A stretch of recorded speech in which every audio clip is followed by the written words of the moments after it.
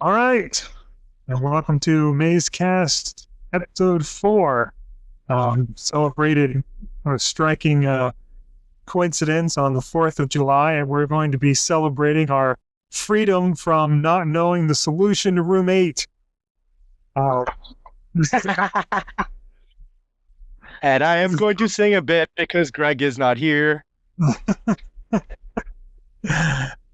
yeah, just the three of us. Greg couldn't be here. Andrew couldn't be here. We've got some new people in the group, but being the holiday, people had trouble making it out for this. We'll get to it next time. Yeah, but we don't judge them early. But this is Alex's show. I'm going to turn it over to Alex right now. He's got Okay, what's up, guys? Anybody who's been following this, you know the format. Well, we don't really have a format, but we started to do rooms pretty much, one per episode and talking about it. Maybe some interrelation with other rooms, but mainly on one room each. This week, basically, I think I had a breakthrough. I'm not sure.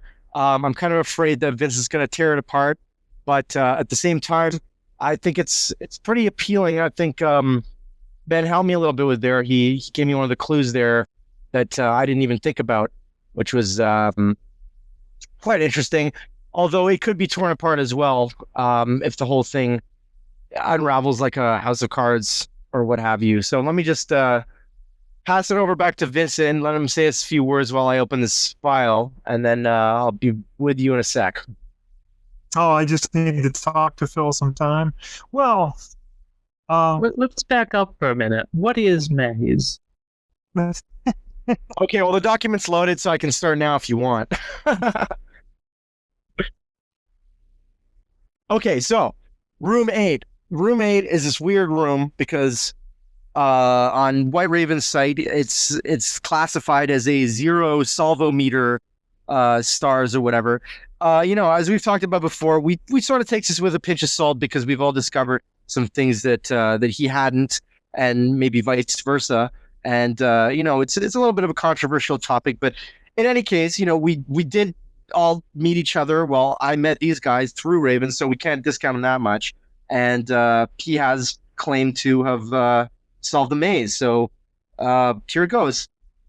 So I've called this document the dreaded room 8 for good reason, because it's been hard so far for all of us to decipher. But okay, so Vincent, you ready for it?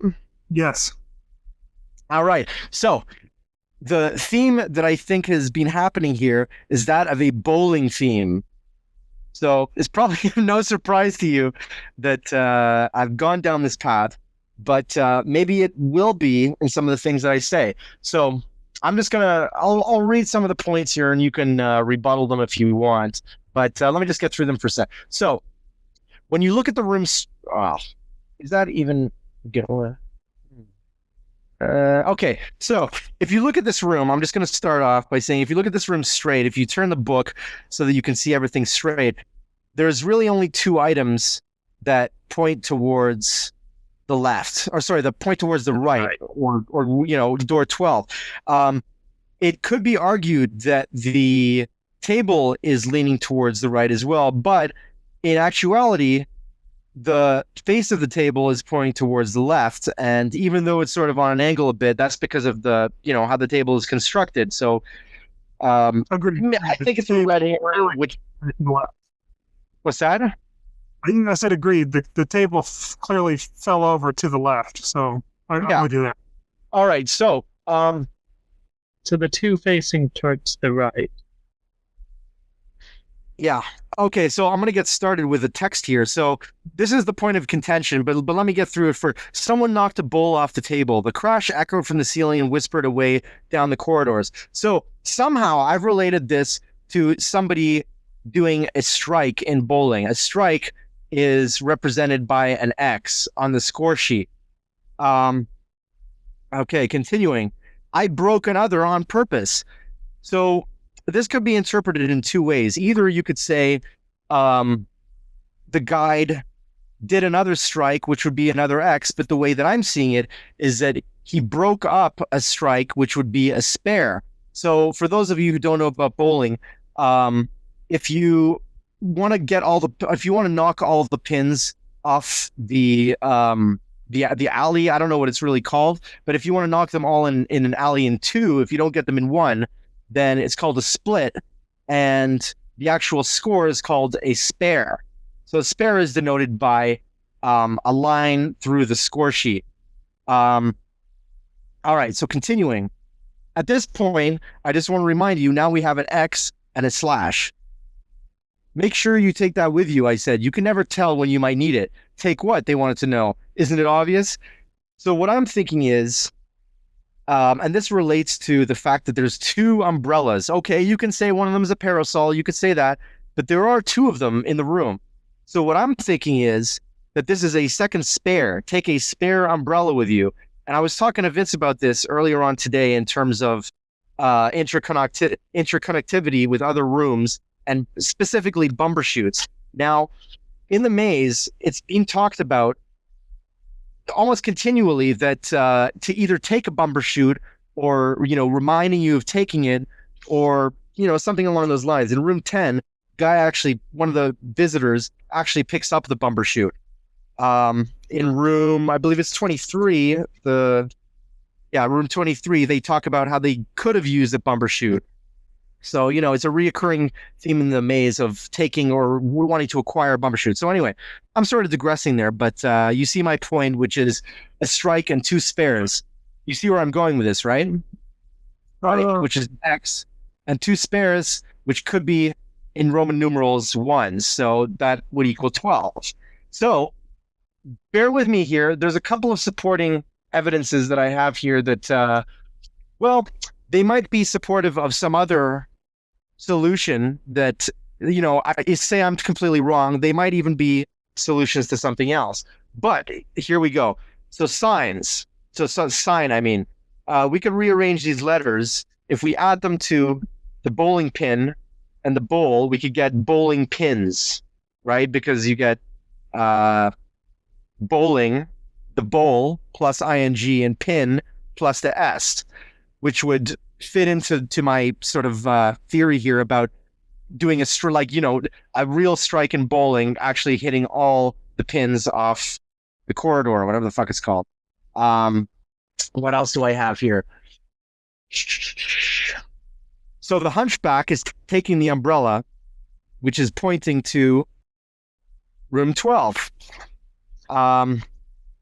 So if you interpret this as a spare, you might be more inclined to look at the second umbrella, the one that's not real, because first of all, the real umbrella is pointing towards it in the form of its handle. It's sort of nudging towards where the fake umbrella is, where the pictured umbrella is. And as well, it's the letter L, which is the 12th letter of the alphabet. Also, what else do we have here? I'm not going through this in order, but I'm trying to make this sort of interesting to you guys and the viewers. Do you guys have anything to say, while I'm going through this? What do you think? I like the L handle on the umbrella. Not the rest of it, though, right? Well, no. I actually wrote a section here in this document that says things that Vince will rip apart. I don't know. I call it holes in the solution, but I was going to rename it to things that Vince will. And that is, there is no clear indication that someone knocked a bowl off the table is in any way related to bowling. So I'm going to be the first one to admit that. I see that, but I don't know. The sentence after that in the text that may kind of suggests the experience of somebody getting a strike in bowling. I think so. Yeah. So quick crash and talking about down the corridors. And Ben, joining the conversation while you're there, Ben's input into this was that there is such a thing called candlestick bowling. Is it called candlestick bowling? Candle bowling, I think. There's a candle in there. Right. So it's some kind of, I guess, weird New England style bowling where the pins are not shaped like regular pins. They're shaped more like, they're sort of shaped like the doors, now that I'm thinking about it. But I'm not going to go that far. I'm not going to stretch it. They're not shaped like the bowling pin in this room. Yeah, they're shaped more like a regular bowling pin. Yeah. So what else do I have on this? Oh yeah. So this is sort of a side note. It only applies if my theory is right, which is debatable. Which is the bowling pin in the music room, which is room number 18. The guide asks, "Are you sure it's the hat that is lost?" Maybe because, as a reader, you're seeing, oh, we're lost now. It's us that is lost. Maybe it's not. Maybe it's the bowling pin that is lost, and it should be with its buddy in room 8. And that's how you get the bowling pins when you rearrange the letters in the sign to say bowling pins. That's why, because you have 2 pins now, one from room 18. Obviously, this is a real stretch because you might not have been to room 18. You didn't have to pass 18 in order to get here, but it does sort of reinforce my theory here. So again, I'm not gonna say, oh yeah, I'm committed to this, but I think there's a lot of supporting evidence towards this, or some kind of deviation from this. Maybe it's not. Maybe in the text he's not talking about hitting a strike. Basically, maybe he's talking about something else. But I think there's a lot of compelling evidence towards the bowling argument. Let's call it. So what do you think, Vince? I'm not sold, but I'm not gonna start swinging and ripping stuff apart either. Well, tell me what is most loose in your opinion. I'm For me, it's the number of spares. yeah. Me too. It looks like there could just be one clue there. I mean, I'm having trouble getting past the things that I do like, which you pointing out that it's the bowl and the bowling pin are the only things that are pointing to the right, I think is clearly correct and seems like it should be meaningful. And that's good. And then the L shape on the umbrella is a small thing, but I think that's legit. Yeah, I certainly haven't accounted for a lot of the things in the room, like the barber pole, I guess we'll call it, the smile. I mean, I did sort of try to fit this in and saying if you turn the smile upside down, it looks like a bowling alley with the pins, with the black behind it before you're about to shoot them down. And it does. It sort of does, but I'm just trying to fit it with my theory. That doesn't mean shit.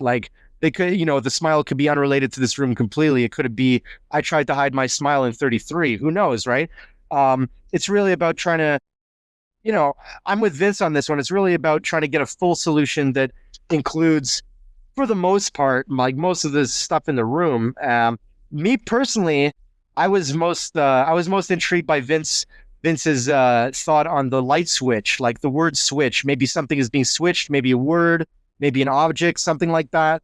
But all in all, the switch is not included in my solution, so there's a big hole in my opinion.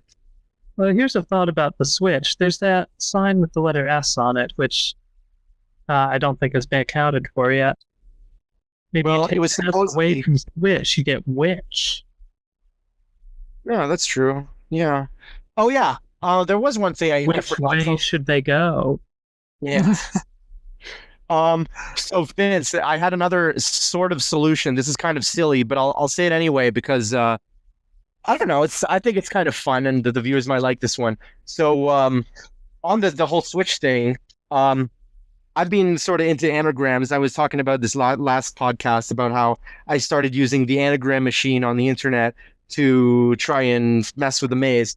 And one of the things I got, so I'm thinking, okay, so what if it is wordplay and it says, I broke another on purpose? Okay, so let's take the words another and purpose, because say they're being broken, right? So what I got in the analog or in the anagram machine was rephrase on to up.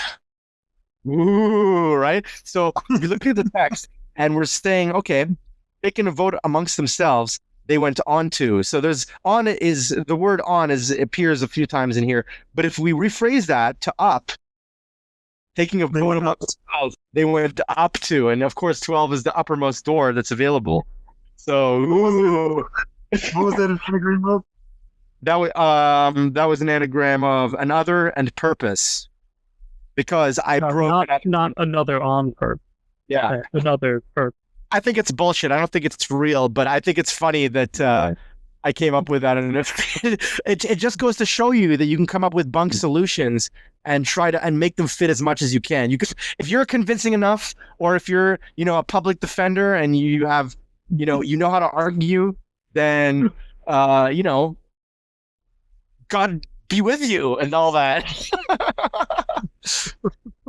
Vincent, do you use anagram evidence in a lot of your cases? If the evidence is really uncooperative, maybe. I try not to use it. I think it's a bad habit. It's lazy and it's fun. And, reading through some of the shit that the anagrams will give you is hilarious in itself, like outside of Maze. Yeah. But yeah, like, I'm not super tied to this bowling solution, but I think it's better than anything else that anybody's come up with. Unless you have something to add, Vince.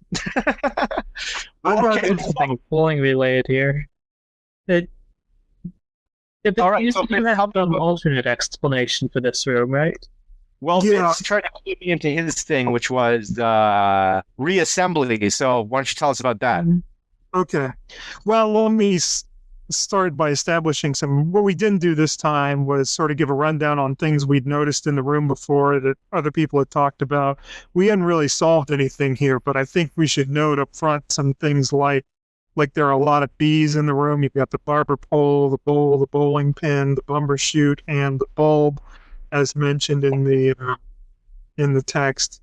You've got a lot of compound words here, or I guess like bowling pin's not really a compound word because you leave it as two words, but at least like two-word phrases.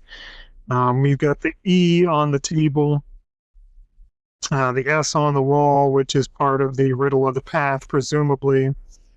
Other than that, I don't think there's really been much established that people have accepted is meaningful or noteworthy in the room.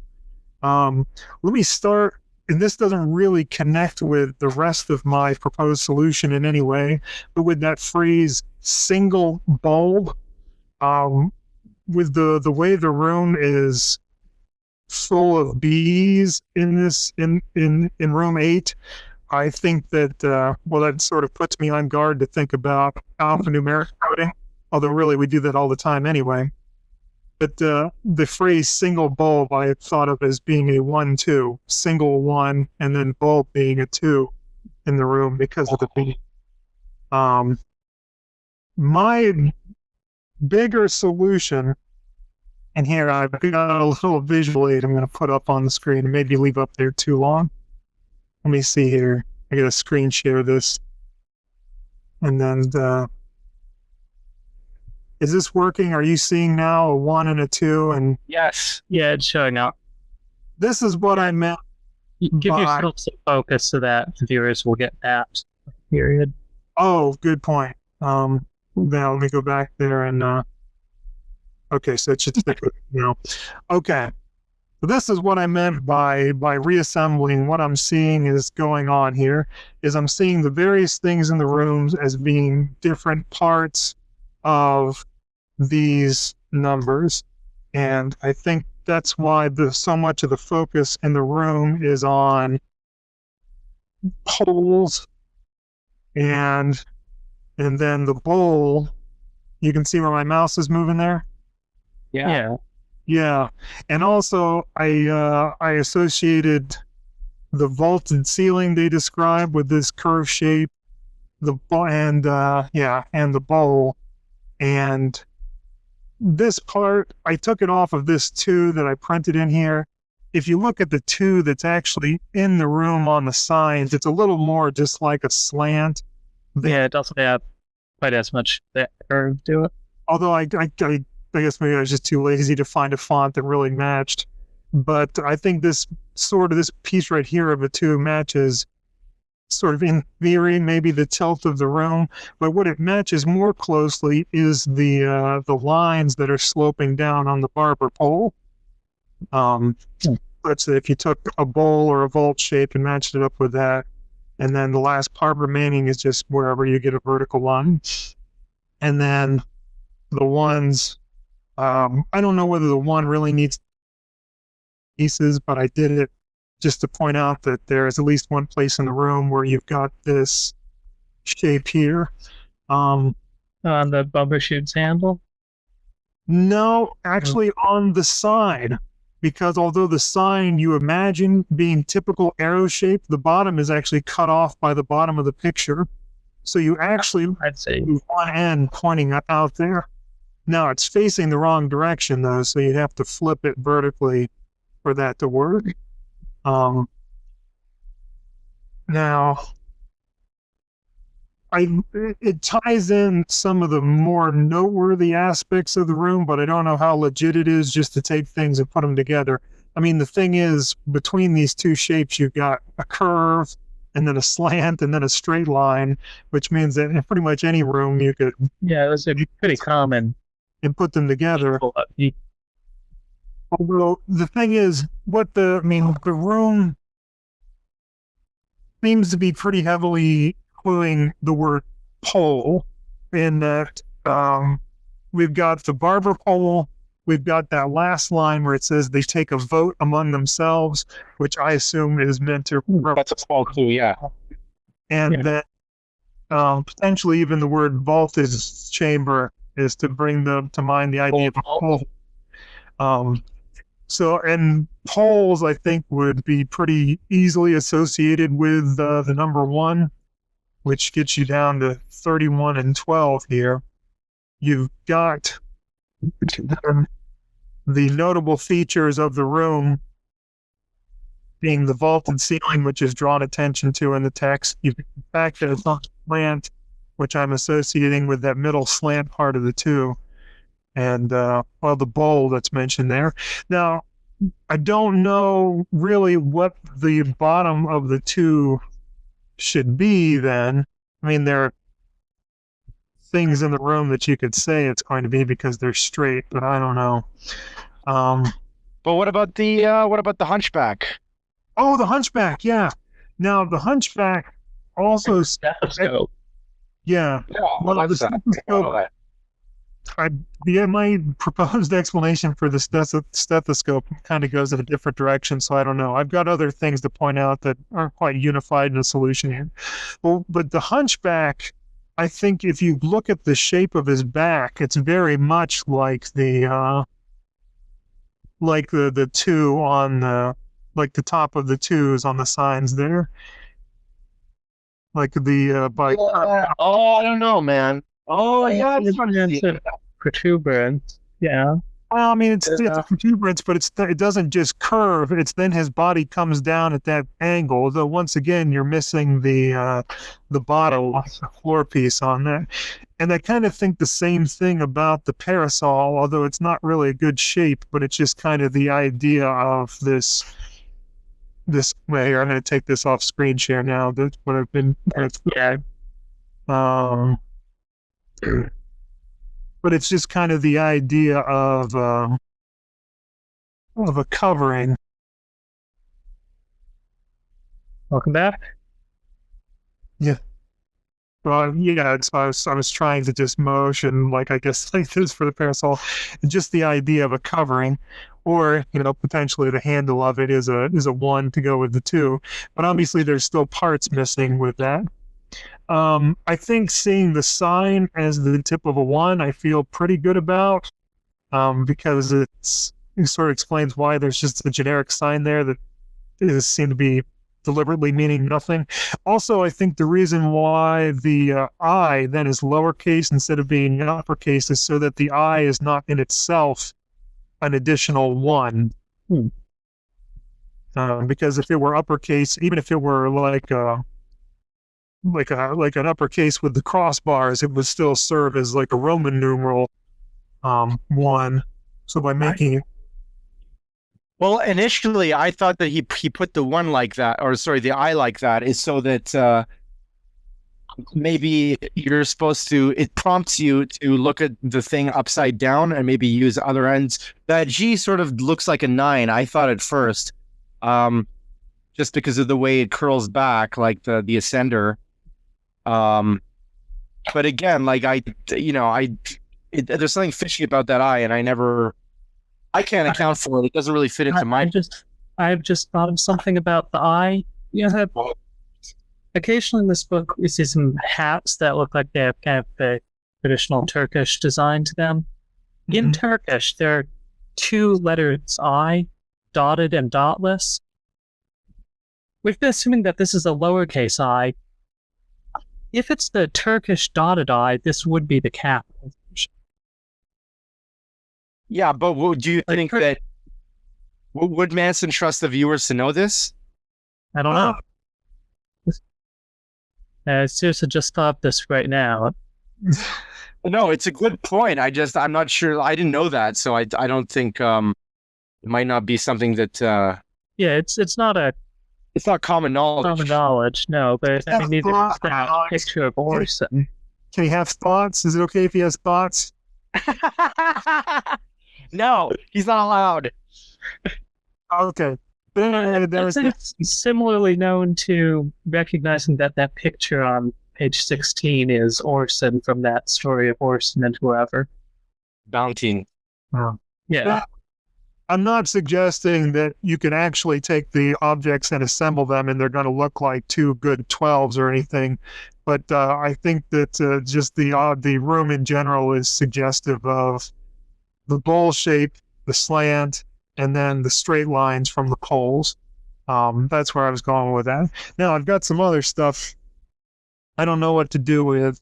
The room is hitting pretty heavy on pole, and so I thought maybe I thought for a long time that the stethoscope pointing at this guy is meant that we're supposed to be paying attention to the sound or something, but I couldn't figure out what word we're supposed to associate with that guy, that the sound could be important, because if it's a hunchback, why do we care about H or I couldn't figure anything. And it occurred to me that I think a fair word to associate with that picture is stroll. That is a guy going for a stroll, which I don't think is too much of a cheat. I mean, obviously there are a lot of words that mean walk, but I think more if you were going to illustrate someone who is taking a stroll, you would depict it in sort of the leisurely way that he's moving. And even I think the parasol contributes to that view of it. I think he's a hunter. I don't know. You could say that he's sauntering, or right. I'm just saying, like, saunter just happens to start with S, but what if he's trotting or walking? He's strutting. No, dude, I think it's too wide. I think it's too wide. Right. We would only, yeah. But anyway, the other thing, which I got real excited about when I found it, and then couldn't do anything with it, and now I don't think matters too much, but just that poles is an anagram for slope. Saw that, like, yeah, but it doesn't really take anywhere. And then where do you get holes from? Where do you get holes from, though? No, holes. Holes, right? Hey, maybe that's something. Maybe we're all wrong, and it's just it's something else here. And then definitely the tilt of the room has something to do with this. Yeah, in the fiction, they're not in a room that's built at an angle. Well, I mean, we're seeing it at an angle for some reason. What that tilt clearly does do is obscure the fact that the bowl and the bowling pin are both pointing or leaning towards the right. Yeah, that was my initial reaction. Yeah, that's why that's so compelling to me, because it's an explanation of why there's that obfuscating element to the room. I don't know if that's the only reason it's there, but that suggests to me that that's a meaningful thing, because that the tilt of the bowling pin is obscured by the tilt of the room. Then I tried to do some other rhyming stuff, slope with scope for stethoscope, dope for the Mr. Punch there. But I find that pretty dope for the person in the text who doesn't get what he's saying they should take with them. Yeah. Well, I mean, listen, regardless of my bowling theory, this is completely separated, but he could be talking about the parasol that the Hunchback is talking about, because it is pointing towards 12. Oh, that's true. And the only reason I say that is because nothing else is pointing to 12, not even the candlestick, which, I mean, I was always toying with the idea of the candlestick could be something else as well, because it sort of looks like one of those old school telephone receivers that, the side that's pointing towards 12, but I don't buy that. Mm-hmm. So, there's only a few things that are really pointing towards 12, which is the bowl, the pin, and, possibly the parasol. But, the parasol is pointing more towards the unnumbered door. Yeah, if you follow it out, that's where it seems to end up. Yeah, it is. Yeah, it's not really pointing. Yeah, I mean, in a right left. Well, Vincent's right though. It's mostly B objects and S. Switch, sign, stethoscope. Well, candle is really the only. Hey, maybe that's it. Is that it's nothing that's B or S. Candlestick is the only one that's different. So that's why we know the 1 through 6. What do you mean? Why 6? Oh, because that's where the candlestick's pointing. Yeah, but it's closer to 12. And it's not pointing to 6. If you put a ruler there, it's sort of pointing towards the between of the middle of 31 and 6. Well, it hits one of those doors eventually. Yeah. Yeah. Yeah. Well, I guess we're back to square one, boys. Yeah. Well, we did learn. I think there's something to do with those things pointing towards 12. There's got to be. Maybe it's not bowling, but maybe it's something with the letters of bowling pins. I think maybe it's not bowling alone. Yeah.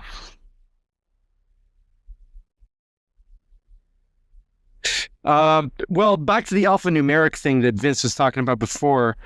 It does appear twice, a single bulb, and then there's a bowl, so that's AB. Does it appear again? I don't think so. Wait, what are all S?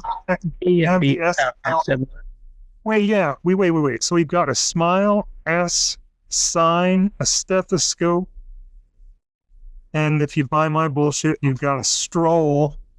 Is that a lamp or slope?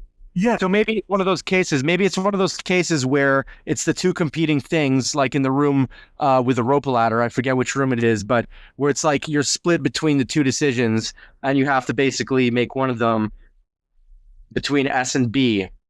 Well, but neither one of those really gets you what you want to go. Yeah. Well, B does sort of. By the way. Yeah. Yeah. Yeah. Okay. Well, I don't want this to suddenly become a video of us just sitting. No. Yeah. Well, have you had any other thoughts about any other rooms since last we talked on YouTube? Were there any breakthroughs? I think we talked about some stuff earlier in the week, which we had talked about some interesting points about other rooms. Maybe, why don't you expand a bit about Top Hat Man? I don't think we've talked about him on the podcast too much. I don't know what to say about Top Hat Man. I suspect that Mr. Top Hat, who you see most clearly in in 16 is where you see him directly, not a picture of him or a drawing of him or a hat he left behind. He's crossing between rooms in 16. I suspect that Top Hat is the guide. I mean, I don't think that's the answer because we don't know who Top Hat is, but I suspect that we're going to eventually figure out who the guide is and Top Hat, and that they're going to be the same person. Just because otherwise we've got this other mystery to solve of who this other person is going around the maze that I don't think Manson put in without a solution. And I don't think that there's going to be a third multi-room, massively difficult puzzle that we have to solve to figure out who Top Hat is. So I'm guessing it's going to tie in together, which means either the top hat is the guide, or it's someone so intimately associated with the guide. Like if it were Dr. Jekyll and Mr. Hyde or something like that, which would, again, mean they are the same person. So that was a bad example, but you know what I mean?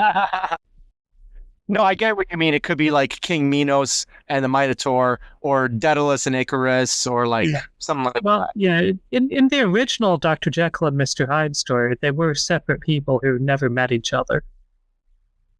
Well, it was so well written that you didn't understand until the end, right? Or were you being facetious, factitious? I was being facetious there. Sorry, I'm a little dense sometimes. No, I keep talking about solutions even on the Abyss, even though nobody else has replied, and I just keep making posts. Oh, poor Alex. No one pays attention. No. No, I was taking a stab at somebody who shall not be named. I was just joking. Whatever. I'm terrible. Oh, now I missed your facetiousness.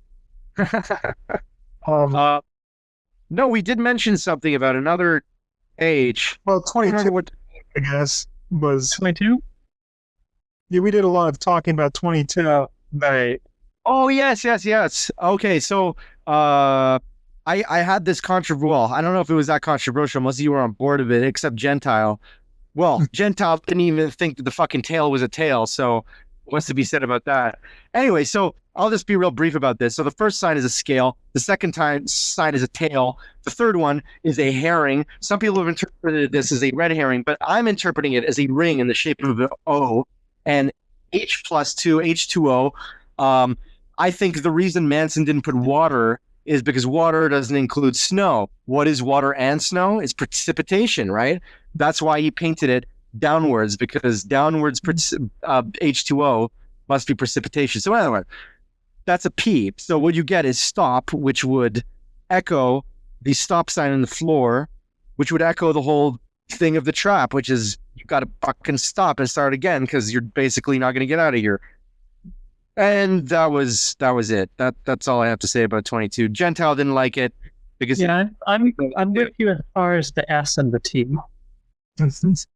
Well, you still the S and the T. That's what started me on the whole thing. I was like, I had to turn this into an O and a P as well. I think the O is compelling, though. I don't know about the P. That's debatable, but I mean, let's not fool ourselves. Manson has used O's as zeros before, and things shaped like O's, or not all that shaped like O's. Yeah, I mean, ordinarily I would say the H plus OO equaling precipitation is a pretty ridiculous stretch. Yeah, if he's like, ridiculous. Put yourself in his head. If he's trying to clue the letter P, why would he pick H plus OO?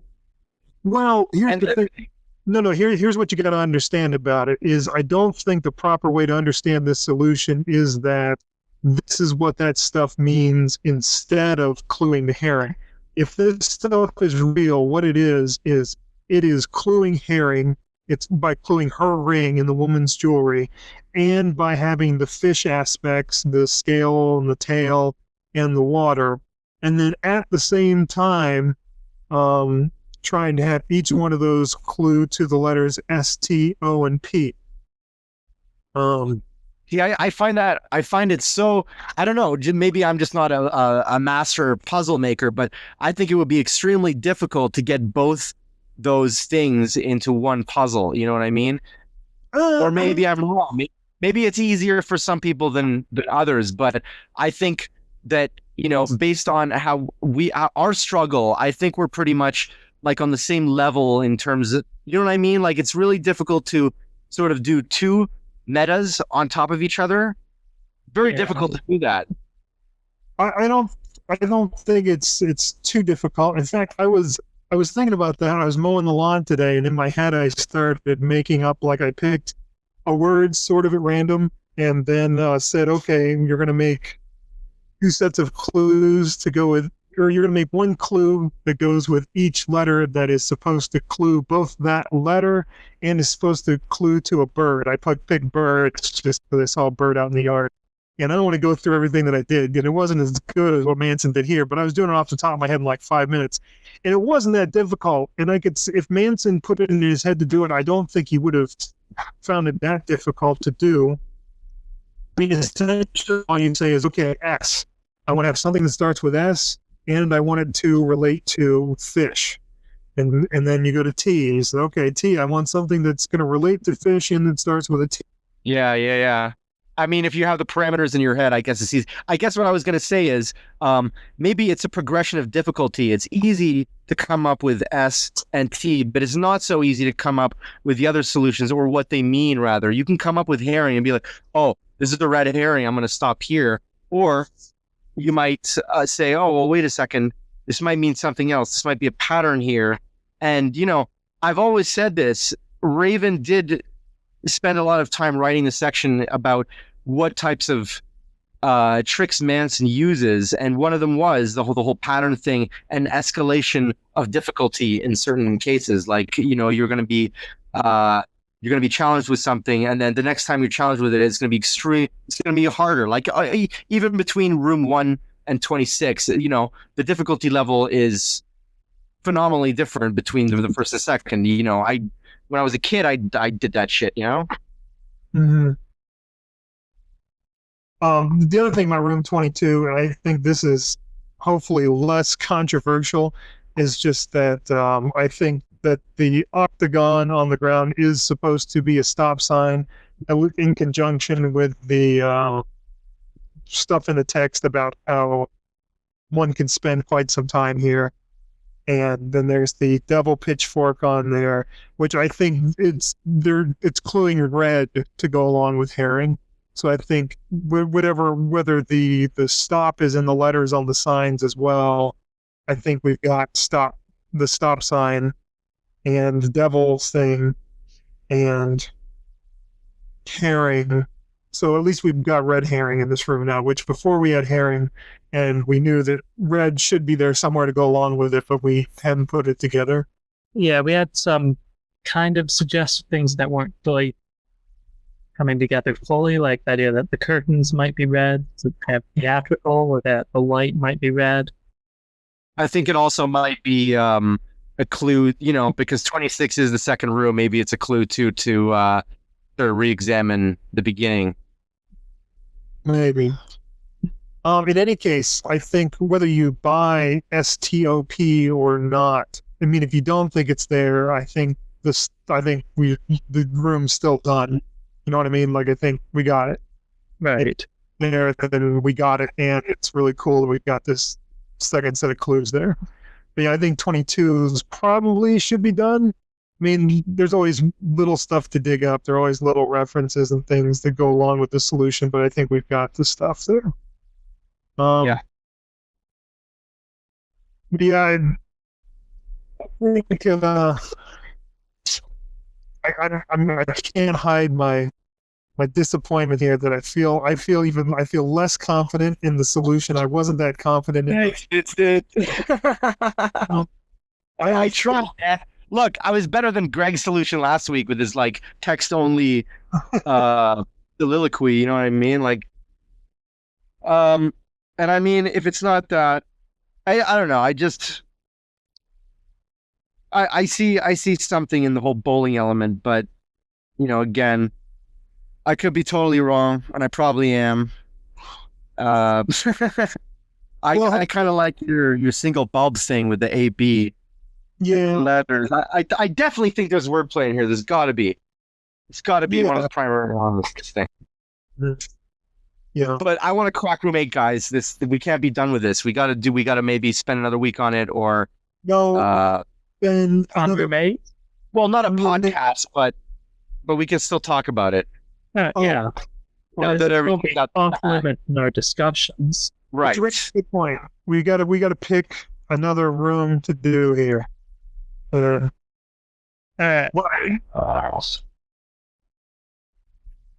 do you have any preference on what room we do? No, I'm flipping through trying to find something. I'm going to do something that's going to annoy somebody probably, and I'm going to use Into the Solve meter to look for something, because I really want I really want to take one of these rooms that has Top Hat in it, and that's close to completion, and get it up to 5 stars, and see whether Top Hat is, or whether something associated with Top Hat is left over in the room. Because if it is, then that would be suggestive that that's part of the riddle of the guide. Yeah, but what if you do find out something valuable, but it's not on his salvometer? Then you're still back to square one. Well, yeah, but okay, we still found something that's good. I'm just saying, if you could push one of these things up to 5, then that would give us something else to talk about. I don't know, man. What if he's just not willing to do that? What if it's a subjective thing? I don't know what the hell you're talking about. He has a certain number of solutions in mind for these rooms. When you get those solutions, he's going to bump it up to 5. If he bumps it up to 5, and there's some Top Hat related thing in the room that fit into it, that would be the Top Hat as part of the riddle of the guy. Gotcha. Okay. I don't know. I just kind of wanted to do one of the lower salvometer. Fine, let's lower solve. Why don't we do both? Why don't we do 2 rooms instead of 1? I mean, it can get probably boring for the viewers if we just go on and on. One. I think we do a pretty good. I picked last time, so you guys pick. Okay. Ben, you seeing anything? Let's do. Oh man, 20. I really don't want to say 34. What about 12 and 28? 12 and those have already been 5-star. Even if there is something more there. Okay, all right. Yeah. Oh, what about the one we were talking about today with the damn bird in it? Okay, let's do that. There's not much left there, I don't think, but let's do it. That's 32. Okay, it's one of the Twilight Zone rooms. It's not on the path, but it leads to certain death in some cases. Yeah, it's considered, when you divide the maze into 3 sections, it's part of the path, but it's not on the path, and you can't get there until you've been to 45, and you can only walk into there from 28, and you should always just walk back the way you came. It's the room that can do no good for you, unless there's something that's part of the riddle of the guide in there. Okay, so 32, we're going to try to kill that one off in the next week. Hopefully someone will hear something we had to say about room 8 today, and it will jar someone into thinking something more coherent, or maybe someone will be able to take these ideas and connect more stuff to it. Maybe there is something here and something we've said. Anything, I think this is probably a good length for a podcast. Anything anyone wanted to squeeze in before we sign out? No, Ben's gone already, so Oh, gone as well. Is that? Yeah, I didn't notice until now either. But yeah, I just want to say, last week, there's a lot of stuff that happens in between the podcast here that we don't think of as being part of a narrative from week to week. But like, if you watched 3 and then you come to this one, what we were just talking about in 3 was how much we hated the room 34 solutions. And so what probably should be said here is that White Raven that was a solution that he had actually confirmed with Manson, the one that we said we hated. And so, had to kind of eat my words on that one. Although in some respects, I feel like, I wasn't too harsh about it, because I said the needle and eye thing. I said it'd be difficult to accept, but I said if I could accept that, I could accept the stripes and the concentric squares on the chair, and it sounds like that's what was going on. But what I want to say is, sometimes we are incredibly negative about things, and we give White Raven a lot of shit, and we're pretty free with talking about aspects of Maze that we'll say like, oh, this is terrible, or on. I just want to reaffirm, in case there's any doubt, the Maze is incredible. Christopher Manson is incredible. This is one of the best books I own. This is Desert Island material. I love Maze, and when we criticize some aspects of it, it's not in comparison to, necessarily other things we love, or like we think is better. It's more like we love this book so much, and so much about it is great that we're nuts. We don't think this part is as good as the other parts, and part of that's just frustration probably too. No, I'm telling you, Vince. I think anybody else who's reading this book has the same feelings we do. Mm-hmm. Because that's what I've experienced. And everybody that I've shown this book who's shown even a slight interest in it, it's a love-hate relationship. But I just want to make clear, we're certainly not trying to give any. We're obviously fans, and we wouldn't do this podcast for Christ's sake. Yes, and same goes for White Raven. Yeah, we love you too, man. You brought us together as brothers in arms. You're probably watching this. I feel like we give White Raven shit like high school students give the teacher shit or something. It is Guy Fawkes mask. Yeah, but we're very happy that Into the Abyss exists, even when we want to throw rocks at you for your solutions. Yeah. Okay. So that's it for tonight. Next week, we're going to be taking a look at Room 32. Peace.